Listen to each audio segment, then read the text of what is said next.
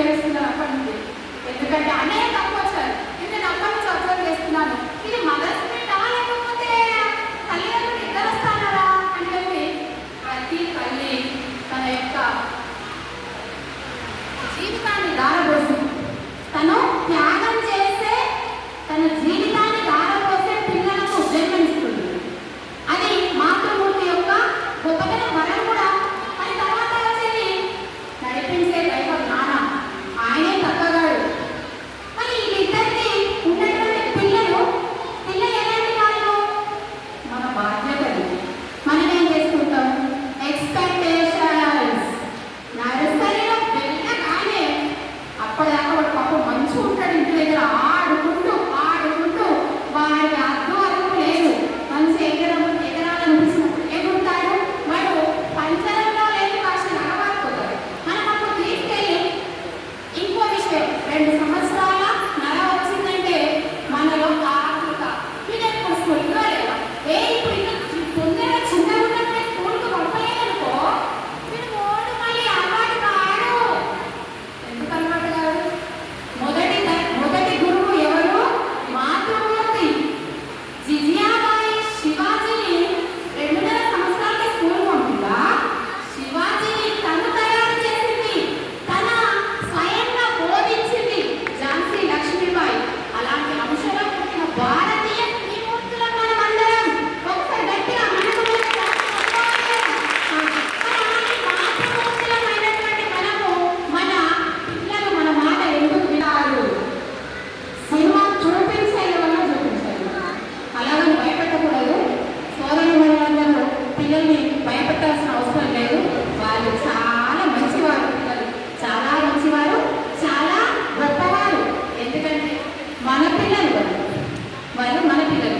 నడిపించే దైవాలు అన్నటువంటి నాన్నలు. నాన్న చెప్తేనైతే త్వరగా వింటారు. నాన్న చెప్తే త్వరగా వింటారు. ఇక్కడ ఒక్కరు జరుగుతుందండి. ఎక్కడైనా ఎవరింట్లో అయినా మనం ఎంత పెద్ద పిల్లవాళ్ళమైనా కానీ మన అమ్మ నాన్నకు ఒకటి జరుగుతుంది. ఏం తెలుసా? నేను చెప్తే వింటేనండి. మీరు చెప్పగానే అమ్మాయి వెంటనే ఒప్పుకుంది, అబ్బాయి వెంటనే ఒప్పుకున్నాడు. నేను కూడా అదే చెప్పాను కదా. మరి అమ్మ చెప్తే వినొచ్చు కదా ముందే. అమ్మ కంటే నాన్న చెప్తే తొందరగా వింటాము. అది ప్రతి ఒక్కరిలో ఉన్నటువంటి నాన్న మీకున్న ఆప్యాయత. అది కనిపించదు. మళ్ళీ నాన్న ఎప్పుడు గంభీరంగానే ఉంటాడు. అదే నాన్న గంభీరంగా లేకపోతే నాన్న ఎందుకు అతడు? గంభీరంగా లేకపోతే నాన్న రాడు. అలా పిల్లలకు హీరో నాన్నే. మరి పిల్లలు సరే ఇప్పుడు అందరికీ కూడా చాలా చెప్తున్నారు.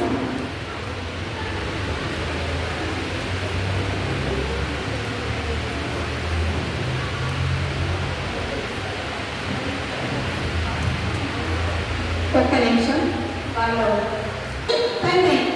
తల్లిగా ఒక బిడ్డను కన్న తర్వాత చాలా త్యాగాలు చేసిన తర్వాతనే పిల్లలు మన ఒడిలోకి వస్తారు. అది మాతృమూర్తికి పేరున నమస్కారాలు తెలియజేయాలి. మరి అలాంటి పిల్లవాడు మన మాట వింటారా అనేది ఒక ఆందోళన. మొదట వాళ్ళని పెంచేటప్పుడు ఆనందం.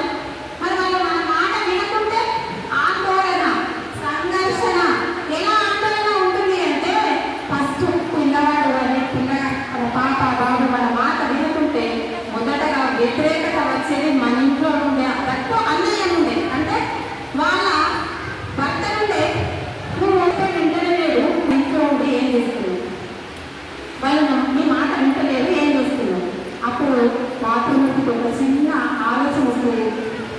అనుకుంటుంది, కానీ నేను ఇంత త్యాగం చేసి పిల్లలతో పెంచుతుంటే మళ్ళీ మా ఆయనని నన్ను అర్థం చేసుకోకుండా నువ్వు ఏం చేస్తున్నావు అని అడిగితే నేను చెప్పాలి. మరి అబ్బాయి దగ్గర ఇంత మాట పడ్డారా అని పిల్లల దగ్గర ఎప్పుడు కూడా పాటలు ఎక్స్ప్రెస్ చేయాలి. ఎప్పుడు కూడా మీ నాన్న నీ వల్ల నన్ను కోల్పడ్డాడు అనేది ఎప్పుడు కూడా ఎక్స్ప్రెస్ చేయకూడదు. నాన్న మనందరికీ పెద్దవాడు, నాన్నను గౌరవించాల్సిందే. నువ్వు డిసిప్లిన్గా ఉన్నావు కాబట్టి నీ వల్ల ఒక మాట నన్ను అన్నంత మాత్రాన తను మోసే బాధ్యతను మనము శంకించుకోవాలి. మనం ఎప్పుడు కూడా అనుమానించకూడదు. మనం ఎప్పుడైనా నాన్నకు అందరము వినయంగానే ఉండాలి. ఇంకో విషయం ఏంటంటే పిల్లలు బాగా అల్లరి చేస్తే తిట్టినటువంటి భర్త ఎవరైనా పుట్టిన టైం కాదు అక్కయ్య